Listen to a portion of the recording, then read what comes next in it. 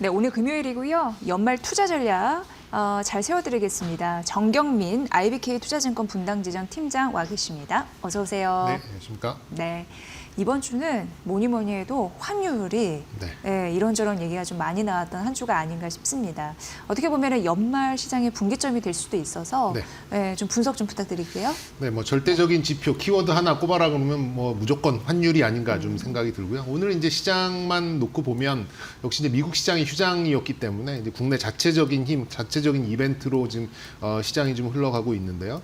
오늘은 좀 코스닥의 상대 강세가 좀 상당히 올라오는 그런 상황입니다. 뭐 요즘처럼 정부의 입김, 정부의 정책, 그러니까 굳이 따지면 정부가 이렇게 리딩해주는 이런 상황이 있었나 싶을 정도로 오늘은 이제 코스피 시장, 특히나 이제 배당 소득세의 어떤 실망감, 25% 구간에서 30% 구간으로 이제 합의가 됐다라는 얘기가 나오면서 시가총액 상위에 있는 이제 이런 코스피 종목들은 조금 이제 주춤하는 모습이고요. 이제 앞서 이렇게 브리핑을 해 주셨듯이 코스닥에 대한 정부의 의지를 좀 엿보는 그런 가운데 이쪽으로 좀 수급이 몰리고 있는 그런 상황인 것 같습니다. 이런 상황이 조금 지속될 가능성이 어느 정도 좀 있어 보이고요. 외국인들은 이제 패시브로 대응할 수밖에 없는 그런 부분이죠. 이제 이 추수감사절 기준으로 뭐 한 1, 2주 정도 있고 마지막 그런 좀 동시만기 이후에는 사실상 올해 장사를 거의 접는 그런 상황이다 보니까 외국인들의 그런 적극적인 매매는 좀 기대해 볼 수 없는 이제 그런 상황이에요. 어느 때보다 기관들의 수급에 좀 집중을 해야 되는 그런 상황이 아닌가 싶습니다.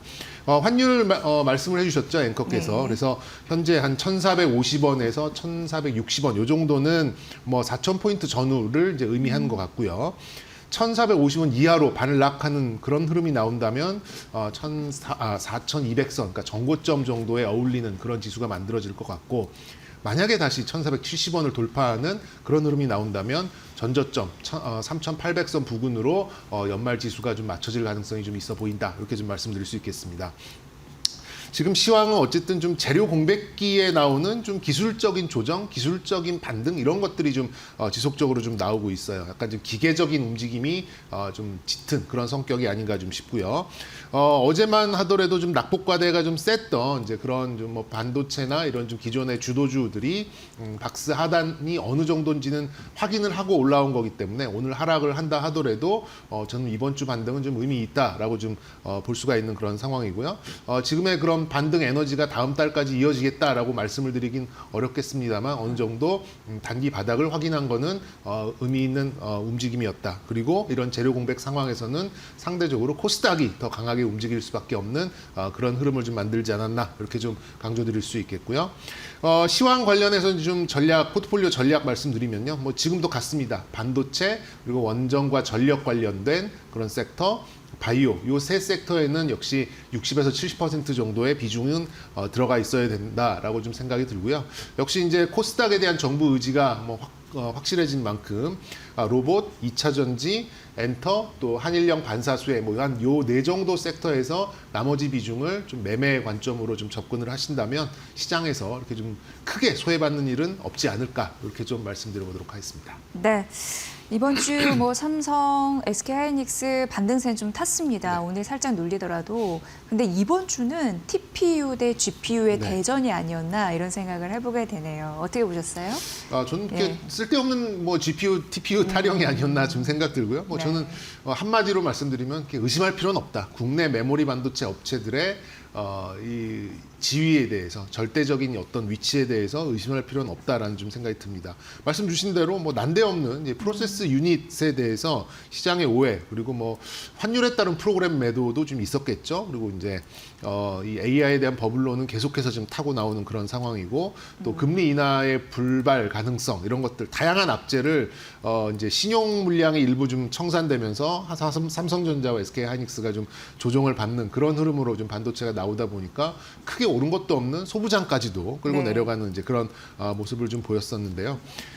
결론은 저는 뭐 메모리 반도체의 주가는 이 자기 자본이 쌓여가는 속도의 기대 함수 이렇게 좀 생각을 하고 있거든요. 그러니까 어렵게 말씀드립니다만 자기 자본이 쌓여가는 속도가 높으면 높을수록 주가가 좀 가팔라지는 그런 상황인데 지금은 그런 것들이 일부 좀 반영이 된 상황이기 때문에 다음 기대치가 쌓여갈 수 있는 내년 1분기 정도에 본격적인 상승이 나오고 지금은 좀 횡보 구간에 들어갈 수밖에 없는 그런 상황입니다만 굳이 여기서 메모리 반도체의 TPU다, GPU다 이런 거 생각하시면서 의심할 필요는 없다 이런 말씀 좀 드리고 싶고요. SK 하이닉스와 삼성전자 모두 내년에 80조 이상의 그런 영업이익의 전망치가 좀 있습니다. 그것도 외국계부터 좀 나오고 있는 얘기죠. 네. 그래서 뭐 필요한 조정이 좀 있는 상황에서 뭐 지금 불거졌던 저 TPU에 대한 이제 그런 이슈는 뭐 저는 그냥 좀 해프닝 정도가 아니고 해프닝 정도로 좀 넘어갈 가능성이 높고요. 요 시기만 좀 지나간다라고 하면 저는 뭐 무난한 반등 어렵지 않다라고 좀 생각이 듭니다. 근데 좀 미묘한 부분이 있어요. 물론 오늘은 삼성전자가 조금 더 하락을 하고는 있습니다만 최근 반등 구간에서는 삼성전자의 선호도가 SK 하이닉스보다는 조금 더 높게 좀 나온 이제 그런 미묘한 분위기가 좀 있긴 있었습니다. 이 부분은 역시 그래도 TPU의 어떤 존재와 어떤 부가가치를 잘 몰랐던 시장에 이 ASIC 반도체라는 거에 그러니까 쉽게 말하면 파운드리죠. 이제 주문형 반도체를 제작할 수 있는 삼성전자의 시스템 반도체 사업부에 대한 가치를 시장에서 조금 더 알아주기 시작했다라는 점이고요.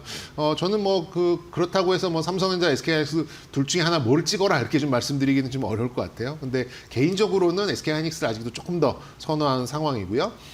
그리고 이제 낙폭 과대된 이제 소부장 중에서는 이 삼성전자와 SK하이닉스 직접적인 그런 밸류체인에 놓여 있는 테크윈과 코미코 같은 종목들 한번 좀 눈여겨 보시면 좋겠다 이렇게 좀 말씀드려보겠습니다. 네. 반도체가 쉴 때 제약바이오가 올라오면서 좀 손바뀜 현상이 있었는데 요즘도 제약바이오에 대해서 관심을 여전히 가져야 된다라는 국내 증권사의 분석들이 있더라고요. 이 관점 어떻게 가져갈까요, 연말에? 예. 네, 뭐 대세에서는 뭐 벗어나지 않는 것 같아요. 오늘만 네. 보더라도 좀 바이오 없으신 분들은 뭐 사실 지금 코스닥 시장을 좀 오롯이 다 그 상승을 좀 느끼지 못하실 수밖에 없는 이제 그런 상황이 아닌가 좀 싶습니다. 근데 이제 핵심 지표는 역시 이제 유동성 그리고 일정상의 모멘텀 그리고 임상의 데이터 요 세 가지가 바이오의 핵심 그런 변수라고 좀 볼 수가 있겠는데요. 이제 삼성바이오로직스까지 이번 주에 좀 재상장이 좀 됐잖아요. 그렇다 보니까 직접적으로 어떤 계속 상한가요? 네, 지금? 직접적으로 좀 들어오는 이제 유입도 있고요. 또 ETF를 통한 이런 간접적인 그러니까 ETF나 펀드를 통한 그런 간접적인 시장 유입도 이런 좀 유동성을 엄청나게 흡수하고 있는 그런 상황이 아닌가 싶습니다. 그리고 이제 개인들의 또 선호도가 높다라는 점도 지금 외국인이 살짝 쉬고 있는 이런 상황에 개인들의 수급이 몰리는 이제 그런 수급적인 특징도 어느 정도 좀 있는 것 같아요. 그래서 지금 뭐 시밀러 시장하고 신약 개발 이렇게 좀 양분해서 볼 수 있는 그런 상황인데 시밀러 쪽은 아무래도 이제 삼성바이오로직스와 셀트리온이 좀 담당하고 있는 부분이고 신약 개발은 코스닥에 있는 상위 종목들로 좀 볼 수 있는 이제 그런 상황인데 미국에서도 이제 여러 가지 빅 파마 종목들이 나쁘지 않은 흐름을 좀 네. 보여줬고요. 그리고 이제 금리 인하를 하니 많이 뭐 이런 얘기가 있습니다만 올해 안 하면 뭐 내년에 또 하겠지라는 이제 이런 쪽으로 좀 유리하게 해석을 하는 것 같아요. 그런 쪽으로 신약 개발 쪽의 선호도가 조금 더 올라오고 있는 게 뭐 사실이긴 한 것 같습니다.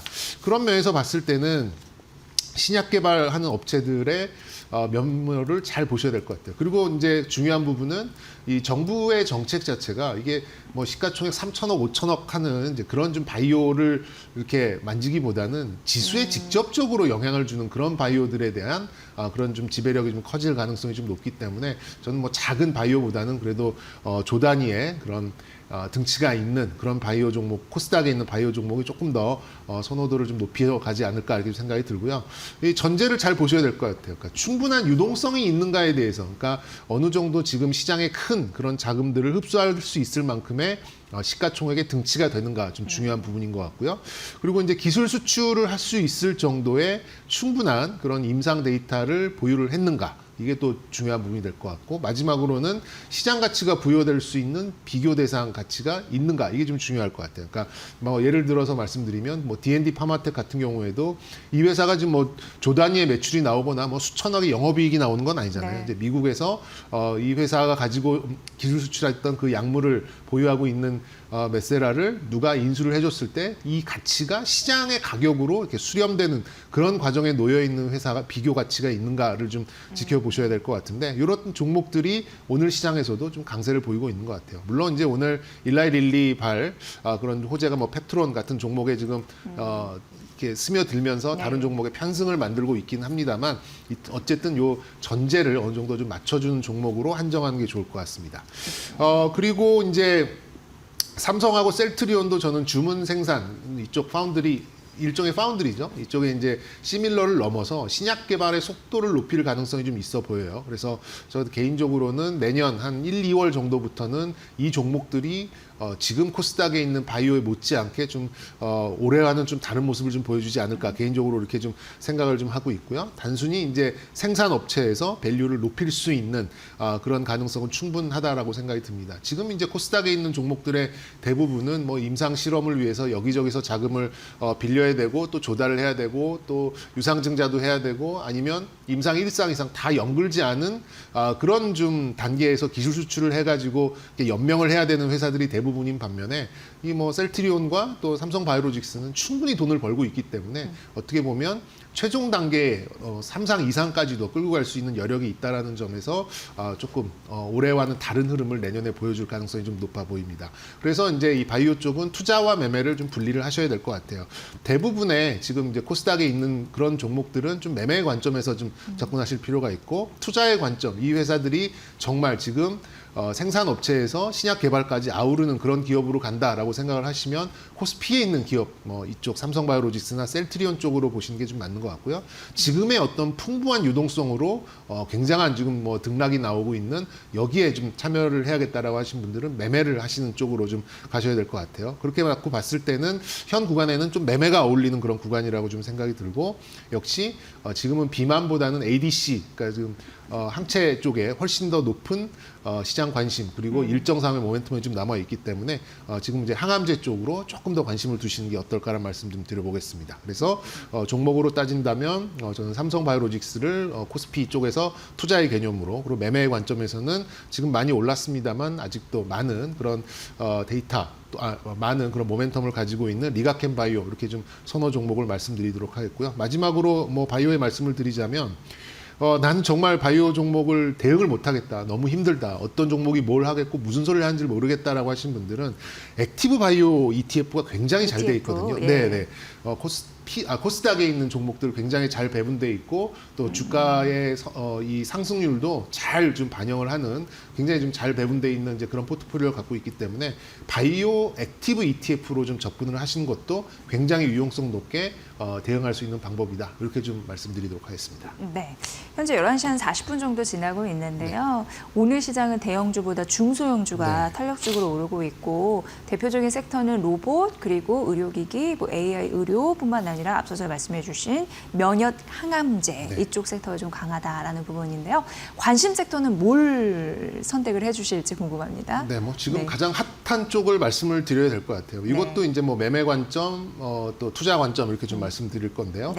지금 이제 로봇 섹터 말씀드리려고 합니다. 이제 로봇 섹터의 어떤 강세의 출발점은 저는 HL 만도가 만들지 않았나 이번 주 초에 나왔었죠. 이걸 조금 뜯어보면은 역시 현대차 그룹 쪽에서 나오고 있는 어떤 로보틱스의 파운드리, 로보틱스의 주문 생산의 가능성을 좀 굉장히 시장에서 높게 보는 것 같고요. 실질적으로 보스턴 다이나믹스의 이제 생산을 실질적으로 투입을 하고 양산을 하는 그런 것들이 좀 앞서 왔기 때문에 지금 로봇의 강세는 역시 최전방에 있는 기업지 뭐를 보여주느냐에 따라서 좀 달라지는 게 아닌가 좀 생각이 듭니다. 그리고 이제 시장도 좀 재료 공백기가 좀 있기 때문에 이렇게 좀 말랑말랑한 그런 요인들이 시장에서 좀 이렇게 강세를 갈 수 있는 이제 그런 상황이 아닌가 좀 생각이 들고요. 어쨌든 이 우리나라에 있는 이제 이런 소재 또 이런 공급 업체들이 글로벌 업체들과의 협업 사례가 늘어나고 있는 상황에서 현대차가 거기에 불을 지폈다 이렇게 좀 보시면 될 것 같아요. 주초에 이제 HL 만도가 이제 액추에이터 사업을 공개를 했죠. 그래서 이제 난데없이 이제 자동차 부품 종목들이 지금 막 강세를 좀 띠는 이제 그런 상황에 있습니다. 뭐 사면 같은 종목들도 예, 예. 좀 그렇고요. 뭐 SL도 그렇고 뭐 현대모비스, 뭐 현대오토에버도 그렇고 현대위아 뭐 이런 종목들 전부 다 좀 강세를 보이고 있어서 아니 자동차 부품들이 왜 이렇게 강세를 보이는 것이지라고 저도 좀 약간 의아를 했었는데 네네. 조금 생각을 바꿔보니까 현대차가 보유하고 있는 수십 년 된 그런 협력사들이 이제 로보틱스의 어떤 밸류 체인으로 좀 전환이 되면서 그간 뭐 수조 원의 매출이 나오지만 영업이익률과 뭐 순이익이 얼마 되지 않은 그 기업들이 이제는 로보틱스의 파운드리 쪽으로 약간 밸류의 확장이 나올 가능성이 있어 보이는 그런 구간이 아닌가 좀 생각이 듭니다. 그래서 매매가 아니라 투자를 하신다면 저는 이런 자동차 쪽에 오래된 이제 그런 기업들, 뭐 개인적인 선호를 말씀드리자면 현대위아나 SL 이런 종목들 긴 측면에서 어떤 투자의 관점으로 좀 보시면 어떨까 개인적으로 이렇게 좀 생각을 갖고 있고요. 오늘 이제 최근 들어서 나오고 있는 쪽엔 또 이제 매매의 관점으로도 좀 말씀을 좀 드려야 될 것 같은데 이게 이제 지속성을 갖는 모멘텀인지 간헐적으로 나온 순환매인지는 조금 지켜봐야 되는 부분이 있어요. 아직 확실하지 않겠습니다만 로봇도 바이오 못지않은 성장 섹터입니다. 그렇기 때문에 금리 인하에 좀 민감도를 좀 가지고 있고 그리고 이제 단순히 뭐 로봇 뭐 무슨 기계 이게 아니라 뭐 거창하게 이제 피지컬 AI, 뭐 매직 네. 키워드가 또 들어가는 거잖아요. 그렇게 되면 굉장히 이제 순환적인 레벨업을 가져갈 수 있는 그런 멀티플의 확장 이렇게 좀 생각할 수 있을 것 같아요. 그래서 이제 말씀드린 대로 뭐 로봇은 지금 매매하신 분들은 뭐 저처럼 아까 말씀드리는 그런 투자 개념이 아니라 이 변동성 자체를 굉장히 좋아하시는 분들이 선호하기 때문에 대형주보다는 좀 작은 종목들 위주로 좀 보시는 그런 전략이 좀 필요하고요. 매매로 봤을 때는 이 지표 종목들, 그러니까 방향성을 나타내주는 지표 종목들이 움직이는 걸 보면서 추종하는 종목들, 그러니까 1선 종목과 2선 종목을 나눠서 좀 보셔야 된다는 생각이 있습니다. 그래서 지표 종목으로 볼 수 있는 종목들이 뭐 두산 로보틱스나 네. 레인보우, 뭐 로보티즈, 뭐 유일 로보틱스 이런 종목들이 어느 정도 한 3% 5% 정도의 방향성을 좀 보여준다라고 하면 그 아래에 있는 이제 1선 종목, 이제 2선 종목들이죠. 하이젠 R&M이나 뭐 클로봇, SPG 이런 종목들을 가지고 매매를 하시는 이제 이런 전략이 필요한데요. 가장 중요한 부분은 이런 매매의 전략으로 갔을 때는 사전에 반드시 리스크 관리 시점 그리고 지점을 미리 설정을 해놓고 리스크 관리를 이 지점에 오면은 나는 무조건 하겠다라는 이제 그런 전제를 세워놓고 좀 대응을 하실 필요가 있다. 그리고 로봇주 역시 매매의 관점과 또 투자의 관점 나눠서 좀 생각하시는 게 어떨까라는 말씀도 드려보도록 하겠습니다. 네. 결국 이제 로봇 그리고 로봇 부품 단에서 네. 예, 토픽을 골라주셨는데 참고해 보시면 될 것 같습니다. 정경민 IBK 투자증권 분당지점 팀장의 분석으로 함께하셨습니다. 잘 들었습니다. 네, 감사합니다.